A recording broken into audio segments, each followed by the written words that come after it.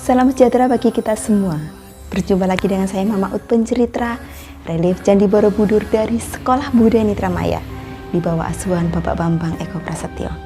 Kali ini kisah diambil dari gugus relief Lalita Vistara, panel nomor 13 sampai dengan panel nomor 29. Ratu Mahamaya.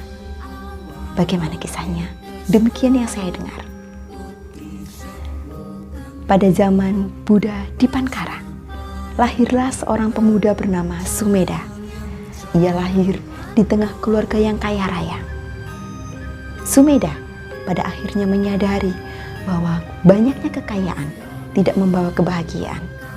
Terlebih ketika satu persatu orang-orang yang dicintainya pergi meninggalkan dunia tanpa membawa satu keping emas pun, tidak terkecuali ayah dan juga ibunya. Sumedha lalu memutuskan untuk memberikan semua harta warisannya kepada siapa saja yang membutuhkan. Dan ia menjadi seorang petapa. Suatu hari Sumedha melihat orang-orang sedang menghias dan memperbaiki jalan. Sumedha bertanya, mengapa mereka melakukan itu? Orang-orang itu memberitahukan bahwa Buddha Dipankara dan para pengikutnya akan lewat di tempat itu. Mendengar kata-kata Buddha, Sumedha sangat bahagia dan ia mengambil bagian untuk memperbaiki dan menghias jalan. Sayang, sebelum pekerjaan mereka tuntas sepenuhnya, Buddha Dipankara telah sampai di tempat itu. Sumedha lalu melepaskan ikatan rambutnya, menghamparkan jubahnya, dan membaringkan tubuhnya di tanah. Ia berkata, biarkanlah Buddha Dipankara dan para pengikutnya menginjak punggungku saja. Karena aku berharap suatu hari aku bisa terlahir sebagai Buddha yang membantu banyak makhluk menyeberang menuju ke Nibbana atau Nirwana. Pada saat itu mendekatlah seorang gadis yang sangat cantik bernama Sumita. Sumita memegang 8 tangkai bunga teratai. 5 tangkai teratai miliknya diberikan kepada Sumedha. Lalu keduanya menghadap kepada Buddha Dipankara dan mempersembahkan teratai itu. Buddha Dipankara bersyukur dengan pemberian itu, lalu berkata, jika tiba saatnya nanti, engkau, Sumedha, akan terlahir sebagai sama-sama Buddha yang cerah, sempurna, dan sejati. Dan gadis cantik yang di sebelahmu ini akan terlahir pula mendampingimu dari zaman ke zaman. Setelah hari itu, Sumedha mengalami banyak sekali kelahiran yang tidak terhitung jumlahnya. Sebagai hewan, manusia, pangeran, raja, bahkan dewa. Ia pada akhirnya lebih dikenal dengan nama Bodhisattva dan terlahir di surga Tusita, menanti saat yang tepat untuk kelahiran kembali. Sementara itu di alam manusia, Ratu Mahamaya, ratu dari Raja Sudodana dari suku Sakya, tengah berpuasa di hari pertama kehamilannya. Ratu Mahamaya tengah tertidur pulas lalu bermimpi. Di dalam mimpinya, 4 dewa utama membawa Ratu Mahamaya ke bawah sebuah pohon salak. Lalu 4 istri dewa utama itu membawa Ratu Mahamaya ke sebuah danau bernama Danau Anotata. Di sana sang ratu dimandikan, dan selesai dimandikan, ia dikenakan pakaian surgawi.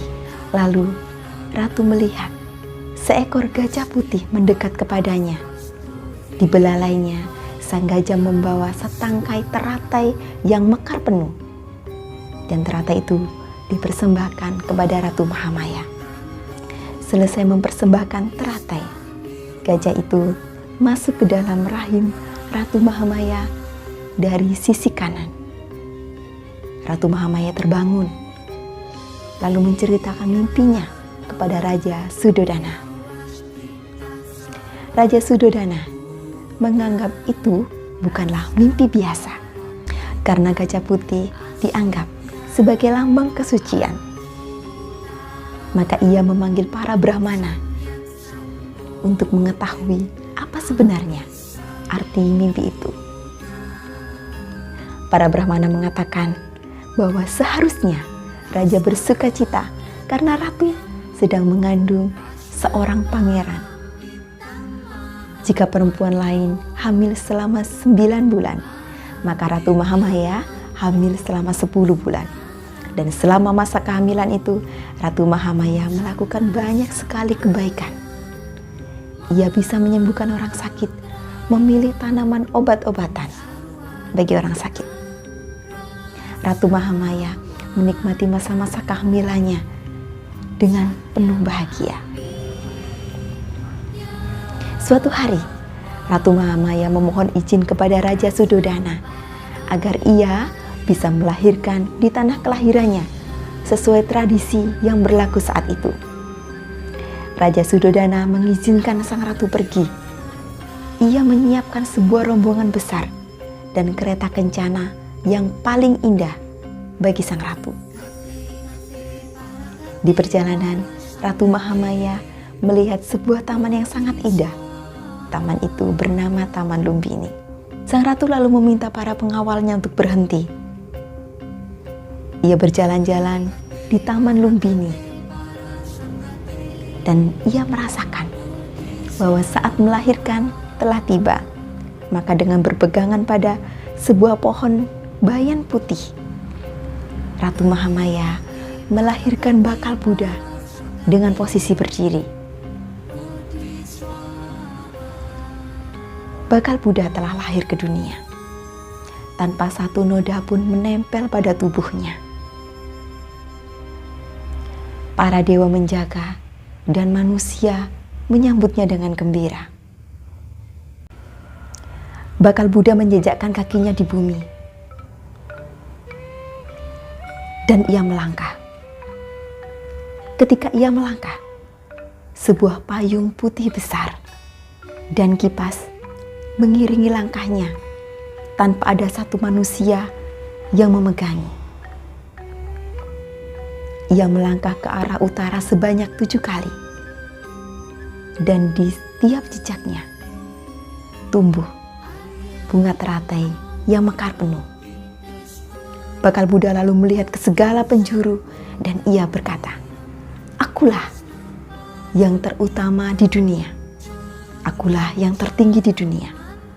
Ini adalah kelahiran terakhir. Tidak akan ada lagi kelahiran selanjutnya." Pangeran yang baru lahir diboyong ke istana dan diberi nama Siddhartha Gautama. Siddhartha berarti seseorang yang telah mencapai tujuannya, dan Gautama diambil dari nama keluarganya. 7 hari setelah kelahiran Siddhartha Gautama, Ratu Mahamaya meninggal dunia. Pada akhirnya, Siddhartha Gautama diasuh oleh Mahajapati Gautami yang juga adalah adik dari Ratu Mahamaya. Sekian kisah Ratu Mahamaya, kelahiran Siddhartha Gautama. Semoga kita bisa mengambil pelajaran di dalamnya dan semoga semua makhluk berbahagia. Salam dan terima kasih.